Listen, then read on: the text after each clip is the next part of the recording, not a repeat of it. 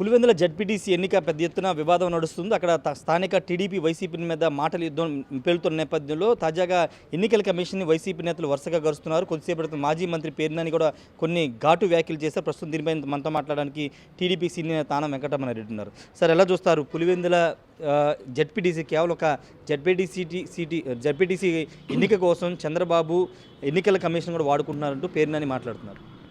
చూడు, ఓడిపోయే ఎలక్షన్ వాళ్ళకి ఎట్టా తెలుసు ఓడిపోతున్నామని. నేను ఒకటే చెప్తున్నా, మీరు చేసిన పనులు మేము చేస్తామని మీరు కళ్ళలో కూడా ఊహించబాకండి.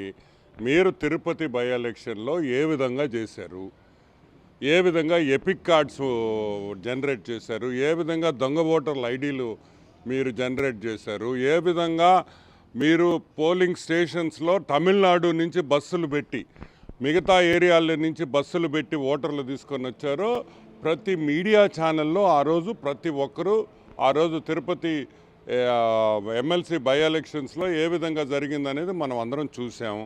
మీరు భయపడుతున్నారు అనవసరంగా. మేము ఆ విధంగా చేయము. ఒకవేళ మేము చేయాలనుకున్నా చంద్రబాబు నాయుడు గారు దానికి ఒప్పుకునే ప్రసక్తే లేదు.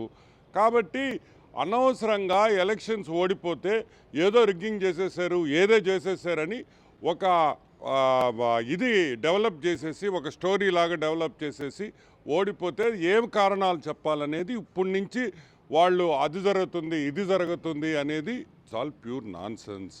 ఇవన్నీ ఏంటంటే ఎక్స్క్యూజెస్ సాకులు చెప్పి రేపు దీనివల్ల మేము ఓడిపోయామని చెప్పుకునేదానికి బాగుంటుంది. దీనివల్ల ఓడిపోయాం, ఇట్ట చేశారు అట్ట చేశారని నేను అడుగుతున్నాను. పేర్నాని ఒకటి అడుగుతున్నా, నువ్వు తిరుపతిలో జరుగుతున్నప్పుడు ఎమ్మెల్సీ ఎలక్షన్లో నిద్రపోతున్నావా? ఏం చేశావు? ఎందుకు మాట్లాడలే? అప్పుడు ఈసీకి పోయి వైసీపీ పార్టీ వాళ్ళు దొంగ ఓటర్ కార్డులు ఇచ్చారు, దొంగ ఎపిక్ కార్డులు ఇచ్చారు, బస్సులు పెట్టి తీసుకొని వచ్చి పోలీసు వాళ్ళు బస్సులు కాపలా పెట్టారు. ఆ రోజు ఏమైంది బుద్ధి?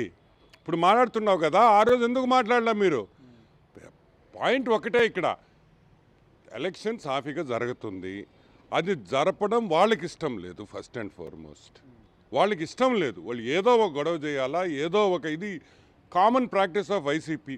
నేను అడుగుతున్నాను, పోయినసారి జరిగిన మున్సిపల్ ఎలక్షన్స్ కానీ, పోయినసారి జరిగిన ఎంపీటీసీ జడ్పీటీసీ పంచాయతీ ఎలక్షన్స్ అసలు మా వాళ్ళని నామినేషన్ వేయించారా? అప్పుడేమైందిరా అని అడుగుతున్నా. అప్పుడేమైంది? నోరు లేదా? అడగకూడదా మీ నాయకుడినే? ఓ టీడీపీ వాళ్ళని నామినేషన్ కూడా వేయనీయకుండా ఆపేస్తున్నామని ఎందుకు మాట్లాడలే? ఇప్పుడు మాట్లాడుతున్నారే రూల్స్ రెగ్యులేషన్స్. ఆ రోజు ఏమైనాయి అని అడుగుతున్నాం. ఫస్ట్ దానికి సమాధానం చెప్పమని. కుప్పం గెలిచాం కాబట్టి పులివెందుల్లో గెలవాలని ఇలా దొంగదారుల్లో టీడీపీ ప్రయత్నాలు చేస్తుంది. ఎమ్మెల్సీ రమేష్ యాదవ్ మీద దాడి చేయించింది అనేది ప్రధానంగా వాళ్ళు చేస్తున్నారు. ఓ తిక్కనాయళ్ళారా, కుప్పంలో మేము గెలిచేదానికి జడ్పీ ఎలక్షన్స్కి తిక్కనాయళ్ళారు ఏమైనా సంబంధం ఉందిరా? ఓ ఎమ్మెల్యే ఎలక్షను, ఒక సీఎం కాన్స్టిట్యువెన్సీ, అది దానికి పులివెందుల జడ్పీ ఎలక్షన్కి ఏమైనా సంబంధం ఉందా? మైండ్ దొబ్బింది ఒక్కొక్కరికి. ఈ టెన్షన్, ఓడిపోయాము, ఈ కేసులు పెడుతున్నారు, అన్నీ ఇరుక్కుంటున్నారనే భయంతో నెపంతో ఏదంటే అది మాట్లాడడం. ఒక ఆయన మీసాలు తిప్పుతున్నాడు, మాకు తిప్పుతాం, మాకు మీసాలు లేకపోయినా గుండె ధైర్యం ఉంది, మీసాలు తిప్పితే ఎలక్షన్ గెలవం సార్, గుర్తుపెట్టుకోండి.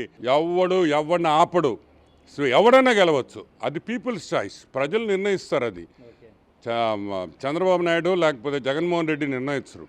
సో హాఫీ ఎలక్షన్ జరుగుతున్నప్పుడు ఇవన్నీ కాకమ్మ కథలు. కానీ మై పాయింట్ ఇస్, ఈరోజు పేర్నాని కానీ అక్కడుండే నాయకులు కానీ వైసీపీ నాయకులు ఎవరికి ఎలక్షన్స్ మీద మాట్లాడే హక్కు లేదు అనే పాయింట్ నేను స్పష్టంగా చెప్తాను.